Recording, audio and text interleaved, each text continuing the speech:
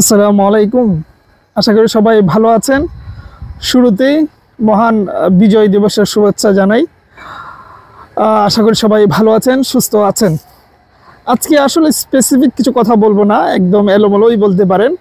সেটা হচ্ছে যারা হতাশাগ্রস্ত রয়েছেন, এই হতাশাগ্রস্ত মানুষের জন্য আমার কিছু পরামর্শ। কারণ পড়ালেখার চেয়েও এটা গুরুত্বপূর্ণ, কারণ এটা এরকম একটা ভাইরাস বিষয় যে আপনার সব মানসিক শক্তি, শারীরিক শক্তি সব কিছু ধ্বংস করে ফেলবে। হতাশা কেন? কারণ আমি যেহেতু আপনাদের সাথে কথা বলি, প্রচুর মানুষ আমার সাথে সরাসরি কথা বলতে পারেন, SMS করতে পারেন। তো সেই সব অ্যানালাইসিস করে আমি যা বুঝি যে বেশিরভাগ একটা মানুষ, বড় একটা অংশ হতাশার মধ্যে রয়েছেন। পরীক্ষা হচ্ছে না, নতুন কোনো সার্কুলার আসতেছে না। পরীক্ষা তো হচ্ছেই, ওই লেভেলের হয়তো পরীক্ষা হয় নাই, আলোচিত পরীক্ষাগুলো।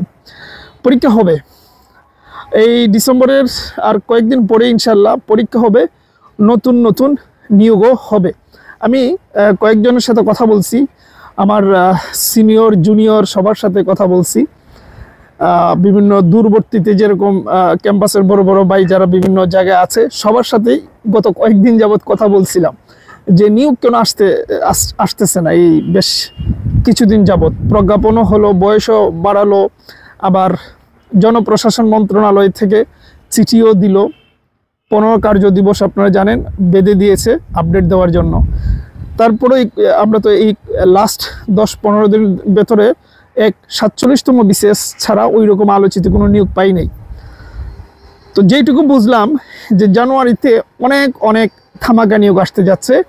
এই বেশ কিছু মন্ত্রণালয় শেষ ধাপের নিয়োগের কাজ করতেছে, যেগুলোর আলোর মুখ আমরা হয়তো জানুয়ারির শুরুর দিকেই দেখতে যাচ্ছি।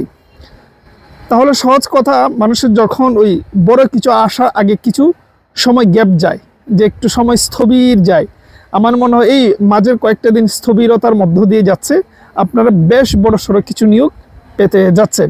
পরীক্ষাও সেম কথা, পরীক্ষারও সেরকম অবস্থায় পরীক্ষা এভাবে চলতে থাকবে। আচ্ছা, আপনারা যারা ওই হতাশা আছেন পরীক্ষা কেন হয় না, এটার জন্য বলছি পরীক্ষা তো হবেই, নিয়োগও আসবে। তার আগে নিজেকে প্রস্তুতি করতে হবে, পড়াশোনা করতে হবে। আচ্ছা, তারপরে অনেকে বলেন যে ভাই আমার পড়তে ইচ্ছে করে না, পড়তে ইচ্ছে করলেও বেশি সময় নিজেকে ধরে রাখতে পারি না, 1 সপ্তাহ 2 দিন 3 দিন, তারপর আর হয় না। আচ্ছা, এটার ক্ষেত্রে দেখেন, এটা মহা ঔষধ হচ্ছে আপনি নিজেকে পড়ার টেবিলে বসে চিন্তা করবেন, গভীর মনোযোগ দিয়ে চিন্তা করবেন যে এই মুহূর্তে আপনার অবস্থানটা কি। ঠিক আছে, যে পরিবার, সমাজ, বন্ধুবান্ধব সবার কাছে আপনার মূল্যায়নটা কেমন। নিশ্চয়ই দেখবেন আপনি হতাশা হবেন যে কারো কাছে আপনার মূল্যায়ন নেই। তারপরের চিত্রটা চেঞ্জ করবেন, যে যদি আপনি কাজে লাগেন তাহলে আপনার চিত্রটা কেমন হবে। এই দুটো চিত্র মানে মিলানোর চেষ্টা করবেন। আপনি নিশ্চিত থাকেন আপনি যদি কাজে লাগেন, সেটা যত ছোট কাজই হোক, গভর্নমেন্ট জব যদি করতে পারেন, আজকে যারা আপনাকে অ্যাভয়েড করে, তারপর মূল্যায়ন করে না, পরিবারে কোনো কথা শোনায়, নিশ্চিত থাকেন এই পরিবারই সবার আগে আপনার প্রশংসা করবে, সবার কাছে আপনাকে বলে বেড়াবে, আপনার শৈশব নিয়ে আলোচনা করবে। সব কিছু পৃথিবী বদলে যাবে, সেটা আপনার পরিবার হোক আর বন্ধু বান্ধব হোক, বদলে যাবে ভাই। পৃথিবী মানেই হচ্ছে স্বার্থের পৃথিবী। আপনি পৃথিবীকে কিছু দিতে না পারলে পৃথিবী আপনাকে দেবে না, আপনাকে তাচ্ছিল্য করবে। তাহলে দেখেন, এই আমি বহুবার বলছি যে সফল হতে গেলে বছরের পর বছর পরিশ্রম করা লাগে না। 6 মাস যদি মানে মরার মতন পড়া পড়েন না, হয় না যে মরার খাওয়া খাইতে হয় এরকম বলে না, সেই রকম যদি 6 মাস পরিশ্রম করেন, আগামী 30-35 বছরের জন্য সম্মানের যে গভর্নমেন্ট যে লাইফ, মানে চাকরি যে লাইফ, সেটা সম্মানের লাইফ পাবেন। তাহলে 30-35 বছর সম্মান পাওয়ার জন্য আপনি 6টা মাস পরিশ্রম করবেন না? এইটুকু তো ভাই আপনি করতেই হবে। এটা করলেই দেখবেন যারা আজকে সমালোচনা করে, যারা আপনাকে তুচ্ছ তাচ্ছিল্য করে মন ভেঙে দেয়, তারা দেখবেন আপনাকে কি মানে আপনার ভিজিটিং কার্ড নিতে চাইবে, 10 জনের কাছে বলে বেড়াবে যে সে আমার ফ্রেন্ড ছিল, সে আমার ফ্রেন্ড, মানে আপনার সাথে তার ভালো সম্পর্ক আছে, এটা বলে বেড়াতে সে স্বাচ্ছন্দ্য বোধ করবে। এই যে ফিলিংস, এই যে চিত্র, এটা তো আপনি আসবে না ভাই। মিনিমাম 6টা মাস পরিশ্রম আপনাকে করতেই হবে। ঠিক আছে, তাহলেই দেখবেন আপনার পৃথিবীটা কত মধুময় একটা পৃথিবী হবে ভাই। কিন্তু পরিশ্রম করতে হবে, সহজ কথা, পরিশ্রম ছাড়া কিছু হবে না। আর যারা আপনাকে তাচ্ছিল্য করতেছে, ওগুলো থেকে দূরে থাকেন, ওগুলো মাথায় জায়গা দেন না। বললাম তো এরাই বদলে যাবে, তো বদলে যেহেতু যাবে, আপনি তাদেরকে এখন অ্যাভয়েড করেন। নিজেকে একটা রুমের মধ্যে বন্দি করে ফেলেন 6টা মাস। 6টা মাসের জন্য নিজেকে বদলে ফেলুন। বিয়ে, তারপর কত কিছু আমাদের সামাজিক অনুষ্ঠান আছে, সব কিছু অ্যাভয়েড করুন। ওগুলোতে গেলে আরও মন খারাপ হয়, পাশাপাশি সময়ও নষ্ট হয়। তাহলে ওই কয়েক মাস যদি আপনি অসামাজিক হন তাহলে অসুবিধা নাই তো। তারপর বাকি যে জীবনটা, সেটা তো অসাধারণ একটা জীবন। আর না হলে রে ভাই, আপনার কি যে পৃথিবীটা তো আরও কঠিন দেখবেন। তাচ্ছিল্যের জীবন, সারাটা জীবন তাচ্ছিল্যের জীবনে যাবে। অন্যের সফলতা যখন দেখবেন না, তখন আপনাকে কুরে কুরে খাবে। নিশ্চিত থাকেন, এটা যে কত যন্ত্রণা। তখন মনে হবে আমি চাইলে সব পারতাম, আমি চাইলেই পারতাম, কিন্তু পরিশ্রম করিনি।